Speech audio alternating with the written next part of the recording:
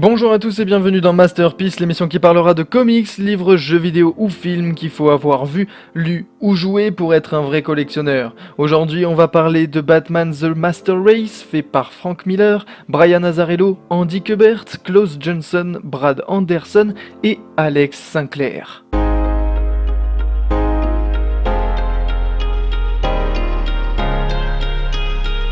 Après avoir fait une critique parfaite de la société actuelle en 2001 avec Batman The Dark Knight Strikes Again, Frank Miller revient à la charge en 2015 avec Batman The Master Race, que je vais appeler Batman 3. L'histoire, c'est après avoir combattu Brainiac et Lex Luthor. Ray Palmer aide la ville de Kandor à retrouver sa taille normale, mais tout va pas se passer comme prévu.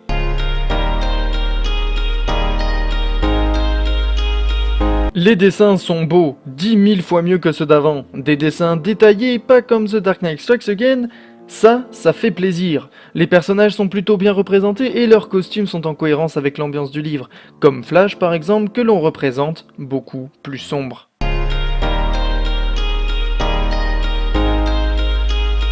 J'ai pas été forcément déçu, ni extrêmement heureux. J'ai fait la critique précédente sur The Dark Knight Strikes Again pour que vous puissiez laisser une seconde chance à ce comics qui mérite mieux que oulala, les dessins sont pas détaillés. Mais ici, à vrai dire, je n'ai pas grand chose à relever. L'histoire est basique à souhait, c'est-à-dire un élément déclencheur, dans ce cas, c'est les Kryptoniens voulant retrouver leur taille, les péripéties représentées par les Kryptoniens qui veulent détruire la Terre, et enfin la résolution, Batman et Superman ensemble contre le peuple. Maintenant, je vais parler des gros problèmes. Les Kryptoniens sont banals, je ne plaisante pas. Ils veulent détruire la Terre, mais demandent quand même au peuple de vouloir s'assouvir pour rester en vie. Sérieux, Miller ? Ça, c'est un synopsis des années 80, pas de 2015. Ensuite, les méchants n'ont absolument aucune force. La seule scène où l'on voit réellement une force, c'est lorsque Supergirl frappe son père. Sinon, les autres se font lyncher comme pas permis.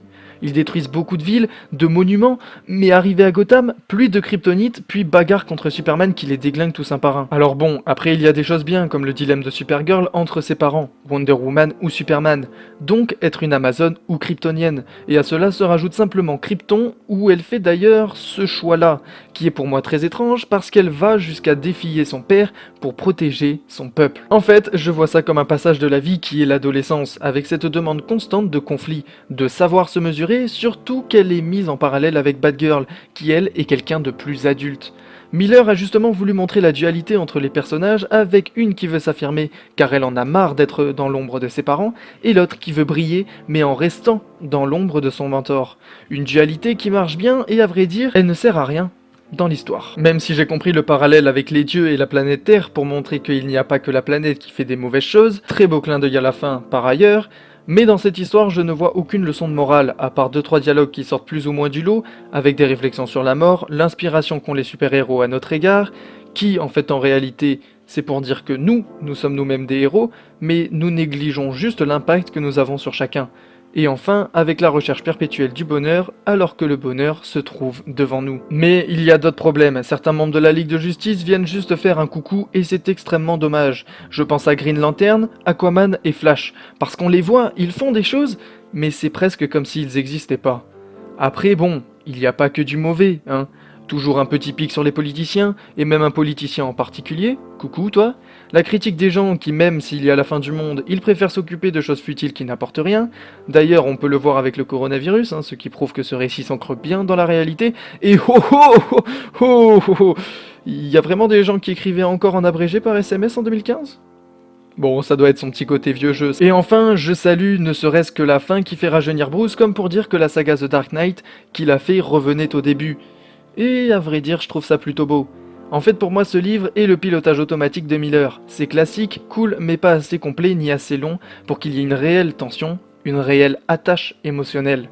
Miller est un grand écrivain et à chaque fois qu'il sort quelque chose, on a cette impression, ou plutôt attente, qu'il va révolutionner quelque chose, alors que lui a peut-être juste envie de s'amuser et de donner une histoire de plus, sans forcément vouloir à tout prix être au top. Parce que je suis sûr que si ce livre aurait été écrit par quelqu'un d'autre, beaucoup de monde serait moins dur.